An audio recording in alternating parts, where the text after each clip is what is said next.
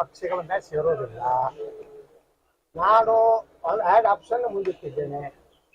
ಒಂದನೇದು ಹಿಂದೂ ಮತಗಳು ವಿಭಜನೆ ಆಗಬಾರ್ದು. ಹಿಂದೂ ಮತಗಳ ವಿಭಜನೆ ಆದ್ರೆ ಮೊನ್ನೆ ಮುಖ್ಯಮಂತ್ರಿ ಸಿದ್ದರಾಮಯ್ಯನವರು ಅಧಿವೇಶನದಲ್ಲಿ ನನಗೆ ಹೇಳಿದ್ರು, ಯತ್ನಾಳ್ ನೀವು ಒಂದು ರಾಜಕೀಯ ಪಕ್ಷ ಕಟ್ಟಿ, ನೀವು ಪಕ್ಷ ಕಟ್ಟಿದ್ರೆ ನಮ್ಮ ಕಾಂಗ್ರೆಸ್ಗೆ ಅನುಕೂಲ ಆಗ್ತದೆ. ಅವಾಗಿನ ಸಿದ್ದರಾಮಯ್ಯವ್ರು ಹೇಳೀನಿ, ನಾನು ಪಕ್ಷ ಕೊಟ್ಟಕ್ಕಿಂತ ಮುಂಚೆ ಹಿಂದೂಗಳ ಮತ ವಿಭಜನೆ ಮಾಡುವಂತ ಕೆಟ್ಟ ಕೆಲಸ ಮಾಡೋದಿಲ್ಲ. ಆದಾಗ್ಯೂ ಇನ್ನೂ ಬಿಜೆಪಿಯವರಿಗೆ ಯಡಿಯೂರಪ್ಪ ಕುಟುಂಬನೇ ಬೇಕಾಗಿದ್ರೆ ಏನು ಮಾಡ್ಲಿಕ್ಕಾಗ್ತದೆ. ಯಡಿಯೂರಪ್ಪ ಕುಟುಂಬ ಬಿಟ್ಟು ಬಿಜೆಪಿ ಕಟ್ಟಿದ್ರೆ ಹೋಗ್ತೇನೆ. ನಾ ಯಾವ ರಾಜಕೀಯ ಪಕ್ಷಕ್ಕೆ ಹೋಗೋದಿಲ್ರಿ.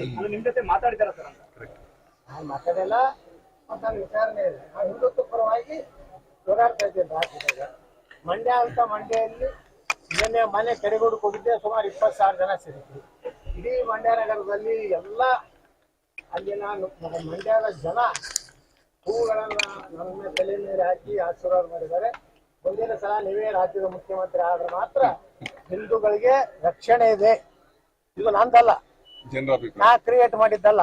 ತಾವು ನಗಲಾಕತ್ತೀವಿ, ನಾ ಕ್ರಿಯೇಟ್ ಮಾಡಿದ್ದಲ್ಲ. ನಾ ಯಡಿಯೂರಪ್ಪನಂಗೆ ಹೇಳ್ಬೋದಿಲ್ಲ. ಯಾವಾಗಲೂ ಜನ ಹೇಳಕತ್ತಾರ. ಜನ ಏನ್ ತೀರ್ಪು ಕೊಡ್ತಾರ ಅದಕ್ಕೆ ನಾ ತಯಾರಿದ್ದೀನಿ. ನಮ್ಮ ಸರ್ಕಾರ ಏನಾದ್ರು ಬಂದ್ರೆ ಇವತ್ತೇನು ಹಿಂದೂಗಳ ಮೇಲೆ ದಬ್ಬಾಯಿಕೆ ಆಗ್ತಾ ಇದಲ್ಲ, ಕಲ್ಲು ಹೋಗಿತಾ ಇದಾರಲ್ಲ, ಅವೆಲ್ಲ ಅನಧಿಕೃತ ಮಸೀದಿಗಳನ್ನ ಸಾಫ್ ಮಾಡ್ತೇನೆ. ಬಿಜೆಪಿ ಏನದು JCB ಹಚ್ಚಿ ಸ್ವಚ್ಛನೆ ಎಲ್ಲ ಅಕ್ರಮ ಮಸೀದಿಗಳು ಕರ್ನಾಟಕದಲ್ಲಿ. ಅವರು ನೀರಿನ ಟ್ಯಾಕ್ಸ್ ತುಂಬೋದಿಲ್ಲ, ಕರೆಂಟ್ ಬಿಲ್ ತುಂಬೋದಿಲ್ಲ. ಮತ್ತು ನಮ್ಮ ನೋಡ್ರಿ, ಈಗ ಹಾಸನಾಂಬ ಜಾತ್ರೆ ಅಲ್ಲಿ 300 ರೂಪಾಯಿ ದರ್ಶನ, 1000 ರೂಪಾಯಿ ದರ್ಶನ ಮಾಡ್ಯಾರಲ್ಲ, ಇದೆಲ್ಲ ಸಂಗ್ರಹ ಮಾಡ್ತಾರ ಧಾರ್ಮಿಕ ದತ್ತಿ ಇಲಾಖೆಯವರು. ಆ ವಕ್ಫ್ ಕಂಪೌಂಡ್ ಕಟ್ಟಲಿಕ್ಕೆ ಸಿದ್ದರಾಮಯ್ಯ